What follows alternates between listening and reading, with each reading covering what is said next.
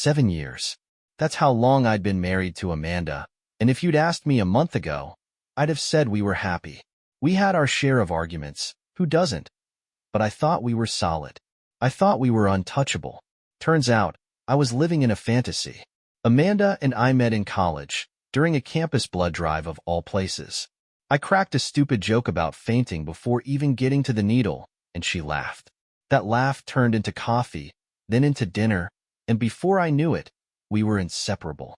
She was the life of the party, witty, charming, magnetic.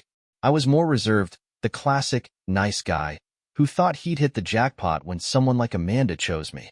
We built a life together, bought a house, even got a dog, our golden retriever, Max. And for a while, it felt like a dream. She worked in marketing, and I managed a small tech team. We weren't rolling in money, but we were comfortable. Or so I thought. The first sign that something was off came about 3 months ago. Amanda started staying late at work more often. Big campaign launch, she'd say, breezing through the door well after 10 p.m. At first, I didn't think much of it.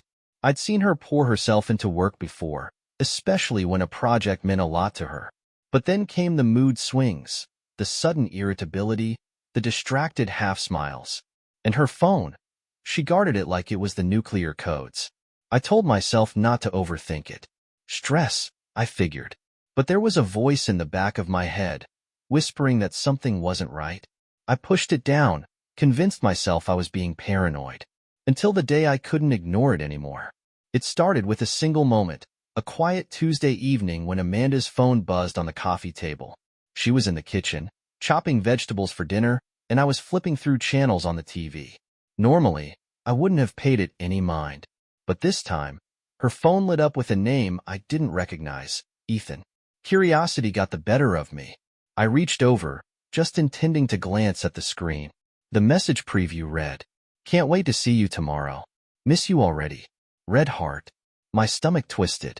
For a second, I felt like I was in one of those action movies where time slows down, every detail sharp and vivid. The sound of Amanda's knife on the cutting board. The smell of garlic sizzling in the pan. The casual hum of Max as he lay by the fireplace. I put the phone back down as quickly as I picked it up, trying to compose myself. My hands were shaking. What the hell was this? I wasn't a jealous guy by nature, and I wanted to believe there was a reasonable explanation. Maybe Ethan was a coworker or an old friend. But the heart emoji? The tone of the message? That wasn't friendly. When Amanda came back to the living room, carrying plates for dinner, I forced myself to act normal. We ate in silence, her scrolling through her phone between bites while I stared blankly at my plate. I was dying to ask her about the message but didn't. Not yet. Over the next few days, I started paying closer attention. I noticed how she always kept her phone face down. How she'd giggle softly at texts when she thought I wasn't looking. How she suddenly seemed glued to her device, stepping out of the room to take calls she claimed were work-related. My suspicions boiled over one Friday night. Amanda had told me she was meeting her coworkers for drinks after work. I wanted to believe her, but something didn't sit right. I decided to do something I'd never done before, something I'm not proud of even now. I followed her. She didn't go to the bar downtown like she'd mentioned. Instead, I watched from a distance as she parked her car outside a trendy little restaurant on the edge of town. Minutes later, a man in a crisp blazer walked up to her car. He leaned in through the open window, and they kissed. Not the kind of kiss you give a coworker. Not the kind of kiss you give anyone but someone you're intimate with. My heart dropped into my stomach. I felt sick, my breath coming in shallow gasps as I sat there in my car, frozen. The two of them walked into the restaurant hand in hand, Amanda laughing at something he said. I stayed there for what felt like hours, my mind racing. Every late night, every unexplained mood swing, it all fell into place. Amanda wasn't just pulling away from me. She was walking straight into someone else's arms. That night, I barely slept. I lay in bed next to her, staring at the ceiling, trying to piece together what to do next. Do I confront her? Pretend I don't know? Get more proof? I didn't want to believe it was real, but the image of her with that man was burned into my mind. The next day, I made my choice. If she thought she could keep this from me, she was wrong. I needed the truth. I needed to catch her in a lie she couldn't talk her way out of. The next morning, I couldn't hold it in any longer. Amanda was sitting at the kitchen island, sipping coffee and scrolling through her phone, looking completely at ease, like she hadn't just shattered my world less than 12 hours earlier. I cleared my throat and leaned against the counter, watching her. "How was the happy hour last night?" I asked, keeping my tone as casual as possible. She didn't even look up. "Oh, it was fine," she said, her fingers still tapping away at her screen. "The usual drinks, gossip, you know how it is." I stared at her, feeling a mix of anger and disbelief. How easily she lied. How effortlessly she painted a picture of normalcy, all while hiding the truth. "You didn't see anyone else?" I asked, feigning curiosity. She finally looked up, raising an eyebrow. "What do you mean?" "I don't know," I said, shrugging. "Sometimes those things turn into networking events. Did you meet anyone new?" "Nope," she replied quickly, too quickly. She set her phone down and smiled at me. "Why all the questions? You jealous or something?" The audacity of her joke hit me like a slap. My fists clenched at my sides, but I forced myself to stay calm. I wasn't ready to blow up yet. Instead, I smiled back, the effort making my cheeks ache. "Just curious," I said. "Glad you had fun." Over the next few days, I built a plan. I wasn't going to confront her empty-handed. I wanted undeniable proof, something she couldn't explain away. I bought a small GPS tracker online and attached it to her car. I told myself it was a step too far, that I was invading her privacy, but I didn't care. She'd already invaded the sanctity of our marriage. If she wanted to act like a stranger, I'd treat her like one. The tracker didn't take long to deliver results. 2 nights later, Amanda told me she was working late on a marketing proposal. I tracked her to a hotel downtown. My heart hammered in my chest as I drove there. I told myself I wouldn't actually go inside, that I'd just confirm her car was there and go home. But when I saw her vehicle parked out front, alongside a sleek black sedan, I couldn't stop myself. I walked into the lobby, my palms sweaty and my breath shaky. I didn't know what I was going to do. I just knew I needed to see it for myself. And then I did. They were in the hotel bar, sitting close, laughing like they were the only 2 people in the world. Amanda leaned into him, her hand resting lightly on his arm. He leaned in, whispering something that made her giggle. I stood there, paralyzed, the world spinning around me.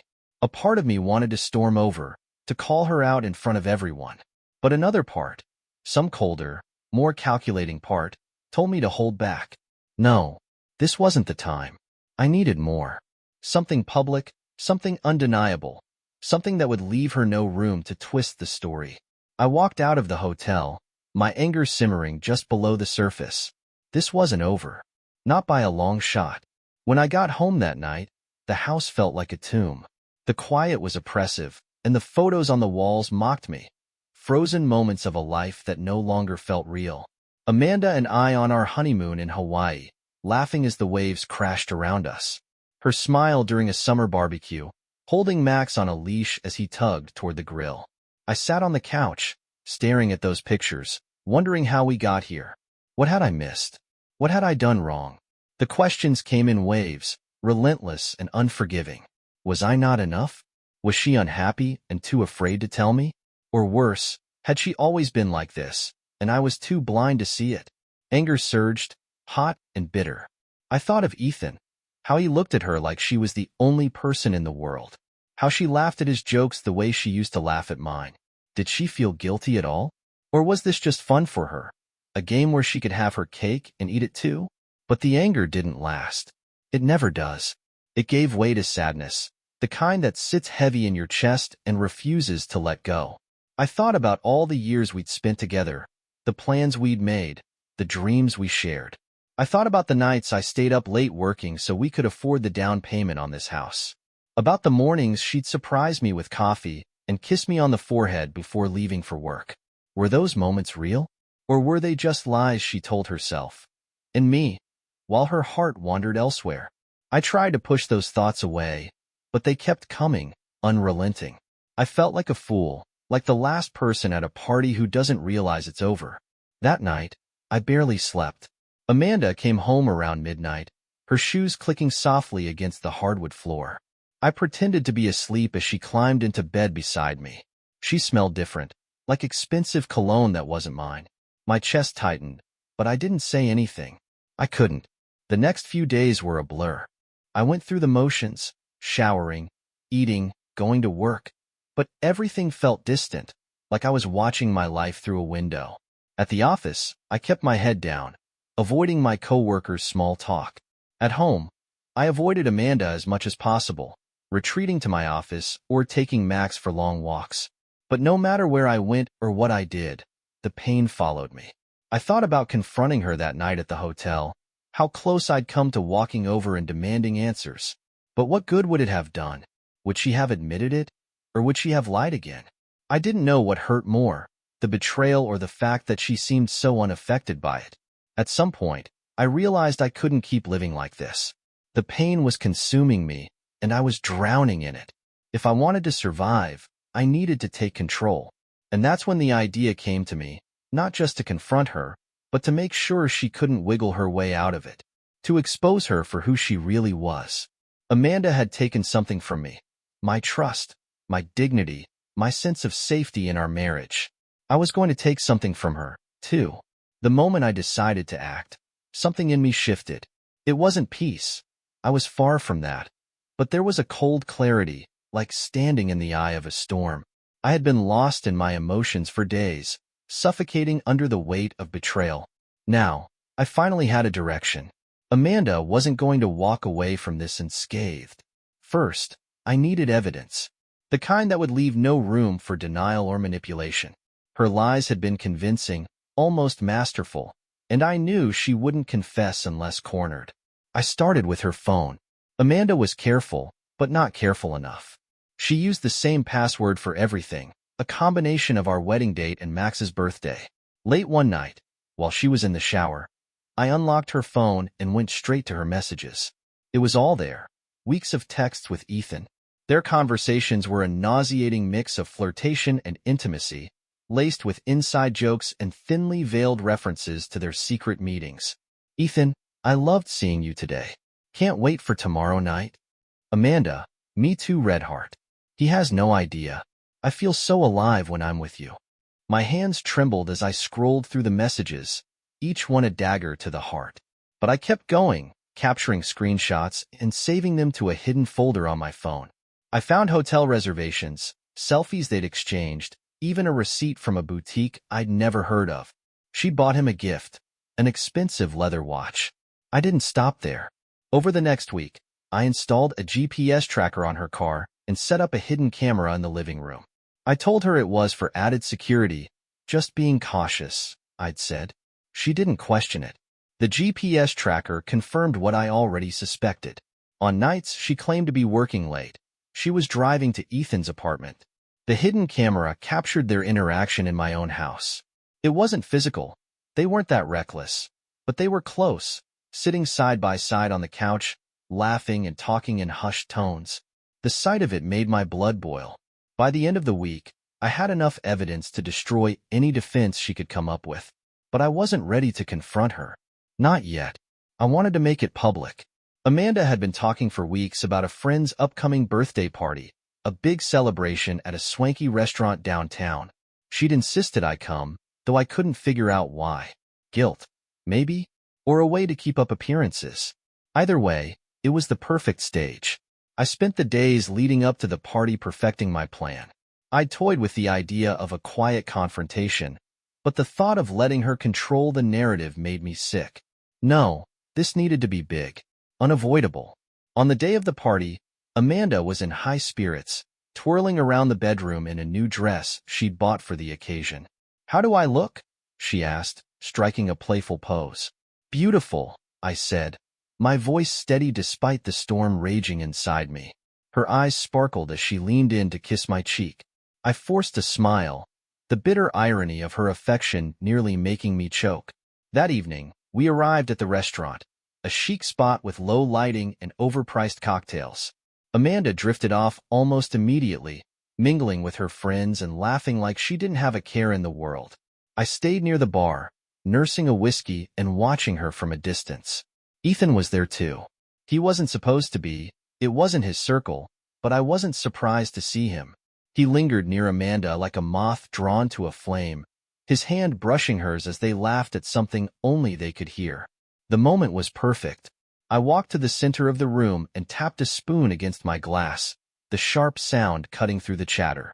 "Excuse me, everyone," I said, raising my voice just enough to command attention. Amanda turned toward me, her smile faltering. "I just wanted to say a few words," I continued, my tone calm and measured. "It's not often we get to celebrate with all our closest friends, and I think occasions like this deserve a little honesty." A hush fell over the room. Amanda's eyes widened, a flicker of panic flashing across her face. I pulled out my phone, holding it up for all to see. "This," I said, opening the gallery of screenshots and photos, "is what honesty looks like." Gasps erupted as I began scrolling through the evidence on the screen. The texts, the hotel receipts, the photo of Amanda and Ethan laughing on my couch. "And this," I said, turning toward Amanda, "is what betrayal looks like." Her face turned ghostly pale, her hands trembling as she tried to stammer out a response. Ethan looked like he wanted to disappear into the floor. The room was silent except for the whispers of disbelief. I didn't stick around to hear Amanda's excuses or watch her friends try to salvage the evening. I left, walking out into the cool night air with a sense of grim satisfaction. It wasn't over yet, but I'd made my first move. After I left the party, the adrenaline coursing through my veins began to fade, leaving behind a raw, gnawing emptiness. The cold night air bit at my skin as I walked to my car, replaying the scene in my head. Amanda's face, pale and frozen in shock. The murmurs and gasps from the crowd.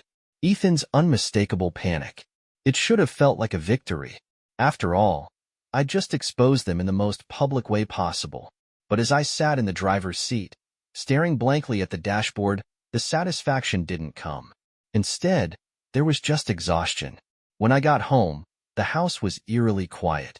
Max padded over to greet me, wagging his tail and nudging my hand with his nose. For a moment, I envied him. Dogs live in the present, blissfully unaware of betrayal and heartbreak. I sank into the couch, Max curling up at my feet. My phone buzzed on the coffee table, Amanda's name lighting up the screen. I ignored it. It buzzed again and again. Finally, I picked it up, my thumb hovering over the answer button before I let it drop back to the table. Let her squirm. The next day, Amanda came home. I was in the kitchen, sipping coffee, when I heard the door open and close. She hesitated in the entryway, probably gauging my mood, before walking into the room.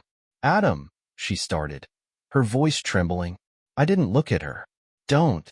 She flinched, the weight of that single word cutting through whatever speech she'd rehearsed. For a moment, neither of us spoke. The silence was heavy, oppressive. "I messed up," she said finally, her voice breaking. I don't even know how to explain it. I didn't mean for it to go this far." "But it did," I interrupted, setting my mug down with a clatter. "You didn't mean for it to go this far, but you kissed him, you slept with him, you lied to me for months. And for what? Because you were bored? Because you thought I wouldn't find out?" Her eyes filled with tears. "It wasn't like that," she whispered. I was lonely. You were always working, always distracted. And Ethan, he made me feel seen." I laughed bitterly, shaking my head. "Seen? I've been right here, Amanda. Every day. I've supported you, trusted you, loved you. And this is how you repay me?" "I'm sorry," she said, her voice cracking. "I'm so sorry. I know I don't deserve your forgiveness, but I want to make it right. Please, Adam, we can fix this. We can go to counseling." "No," I said firmly. "There's no fixing this. Not after what you've done." Her shoulders slumped, the fight draining out of her. "I don't want to lose you," she whispered. "You already have." She left the room, tears streaming down her face. I didn't follow her. After Amanda walked out of the kitchen, the house fell silent again. I stood there, staring at the empty doorway, feeling the full weight of everything that had happened. Her tears, her excuses, her desperation, they didn't move me.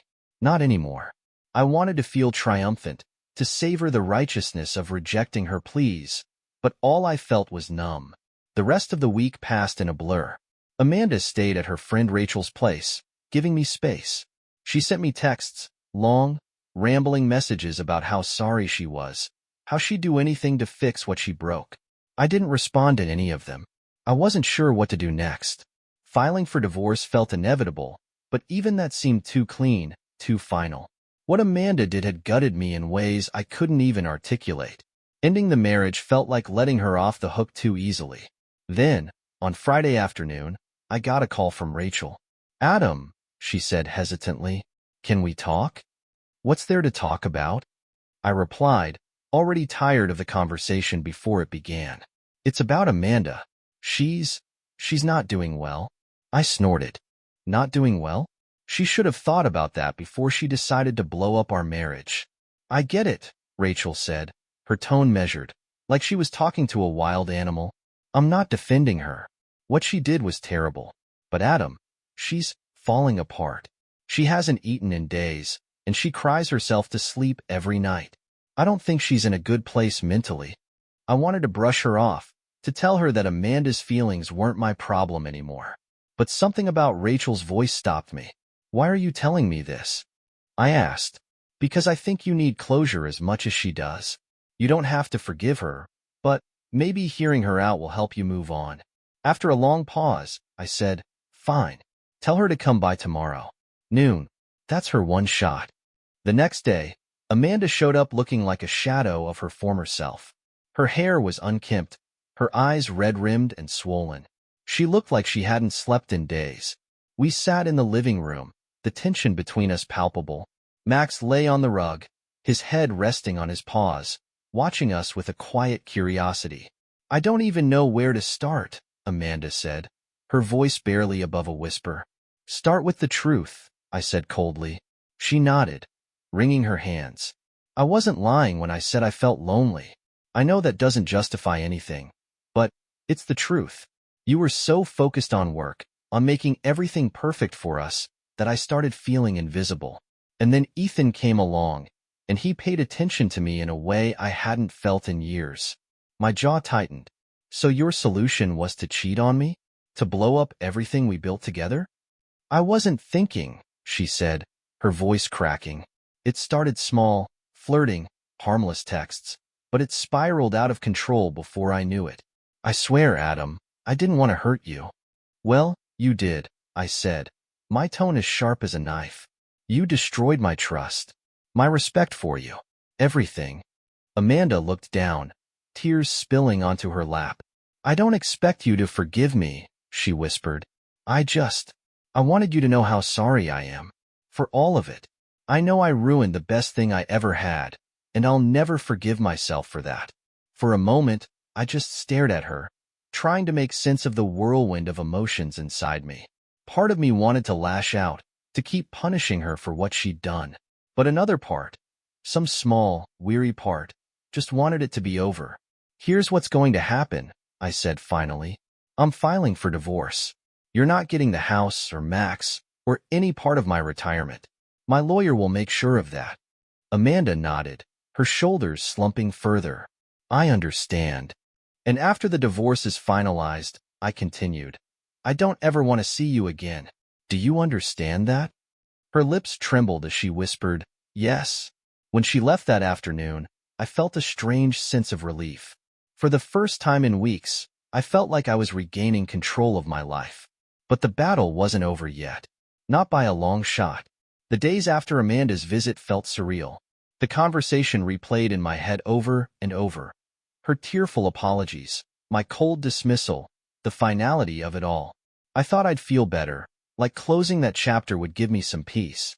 But instead, I felt restless. It wasn't enough. Not yet. I met with my lawyer, Greg, on Monday morning. He was a sharp, no-nonsense guy with a reputation for getting his clients exactly what they wanted. I laid out the evidence, screenshots of texts, hotel receipts, GPS logs. His expression hardened as he flipped through the folder. "This is good," Greg said, nodding. "Infidelity is a game-changer in divorce proceedings. In this state, she won't get a dime if we play this right. No alimony. No share of the house or your assets. Nothing. Good, I said. I want her to walk away with less than nothing. Greg raised an eyebrow but didn't comment. We'll draft the papers today. She'll be served by the end of the week. True to his word, Amanda was served that Friday. I wasn't there to see her reaction, but I could imagine it. Shock, sadness, maybe even anger. It didn't matter. The legal gears were turning now, and there was no stopping them. Meanwhile, I turned my attention to Ethan. For weeks, I'd been quietly collecting information about him. He wasn't just some charming nobody. He was a senior executive at Amanda's firm, married, with 2 kids and a pristine reputation. Or at least he had been. I knew that if I wanted real satisfaction, exposing him was the next step. Using an anonymous email account, I sent everything I had on Ethan to his wife, Melissa. I kept it simple. Subject: you deserve to know. Message: your husband has been having an affair with my wife, Amanda. Here's the proof. Attached were screenshots of their texts, photos of them together, and a copy of a hotel receipt with Ethan's name on it. I didn't expect a response, and I didn't get one. But I knew the message had landed when Amanda showed up at my door 2 days later, looking furious. "What the hell did you do?" she hissed, her voice low and venomous. I leaned against the doorframe, feigning nonchalance. "What are you talking about?" "Don't play dumb, Adam." Melissa confronted Ethan. "She sent him packing, and now it's all over the office. Everyone knows. I've been called into HR twice this week." "Sounds like a you problem," I said, my tone icy. Her face twisted with frustration. "Why? Why did you have to drag him into this? Wasn't humiliating me enough?" I stepped closer, my voice dropping. "You think this is just about you? You and Ethan played your games, lied to your families, and destroyed lives. Now you get to deal with the fallout. Welcome to the consequences."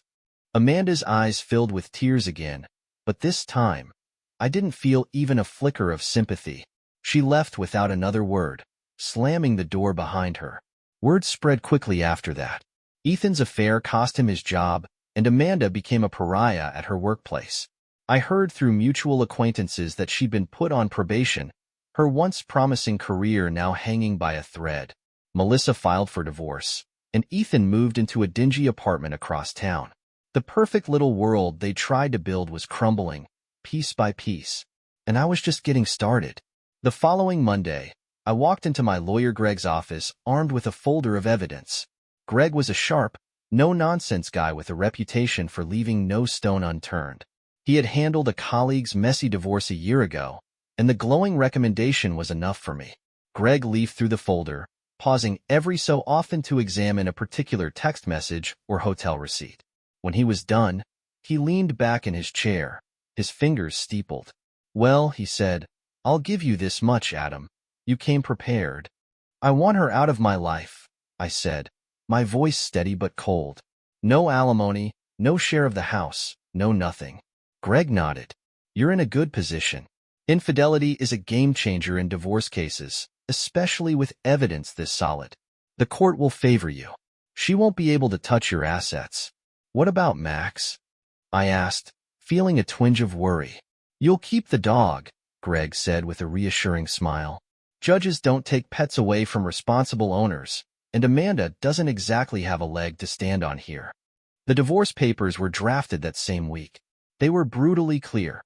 Amanda would forfeit her claim to the house, the car, and any shared accounts. Her financial independence, such as it was, would hinge entirely on her own income. Greg's ruthlessness was as comforting as it was chilling. For once, I felt like I had someone in my corner who wouldn't pull any punches. Meanwhile, the fallout from the confrontation at the party was spreading like wildfire. Our mutual friends were buzzing with the details. Amanda tried to do damage control, but the evidence I'd presented was too damning. The photos and texts spoke for themselves, and no one was buying her excuses. Ethan, I heard, wasn't faring much better. His reputation at work had taken a hit, and Amanda's absence from the office only fueled the gossip. Rumors swirled about HR investigations and possible disciplinary action. I wasn't sure how much of it was true, but I didn't care. Let them both drown in the mess they created.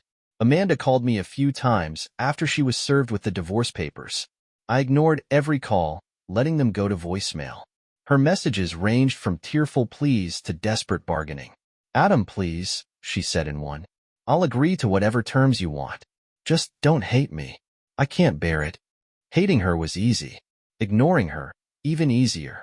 A week before our first court date, I received an email from Amanda's lawyer asking for a meeting. Against my better judgment, I agreed, mostly to see what kind of excuse she'd concoct next. We met in a sterile conference room downtown. Amanda looked like a shell of herself, pale, with dark circles under her eyes and her once vibrant energy nowhere to be seen. Her lawyer, a young woman with a sharp suit and tired eyes, introduced herself and got straight to the point. "Amanda is prepared to sign the divorce agreement as is," she said. "But she's asking for one thing, a chance to keep the car. She needs it for work." I barely glanced at Amanda. "She can buy her own car." Amanda's voice cracked as she spoke. "Adam, I'll do anything. Just please don't take the car. I don't have the money to replace it." For a fleeting moment, I felt a pang of pity. But then I remembered the texts, the lies, the months of betrayal. "No," I said firmly. Her lawyer sighed, clearly expecting this outcome. "Understood. We'll proceed as planned." When the court date arrived, it was over almost as quickly as it began. Greg presented the evidence. The judge asked a few questions, and within the hour, it was decided. Amanda walked out with nothing but her personal belongings. The house, the car, and Max were mine. As she passed me in the hallway, she paused, looking like she wanted to say something. I waited, unwilling to make it easy for her. Finally, she shook her head and walked away, tears glistening in her eyes. It felt like closure, or at least the beginning of it. In the weeks following the divorce, the house felt suffocatingly empty. Every corner, every piece of furniture, held a memory of Amanda. The laughter we once shared over board games on the coffee table. The nights we spent binge-watching bad TV, her head resting on my shoulder. Even Max seemed quieter, sensing the shift in the air. I thought the divorce would bring peace, a sense of closure. Instead, it brought a different kind of pain. One that gnawed at me in the quiet moments when I was alone. I hated what Amanda had done, the lies she told, the betrayal she chose. But there was still a part of me that missed the person I thought she was, the life I thought we had. I threw myself into work, trying to fill the void. I started running again, pounding out my frustration on the pavement every morning before sunrise. I even took up cooking, a skill Amanda used to joke I'd never master. But no matter how busy I kept myself, the weight of what had happened lingered.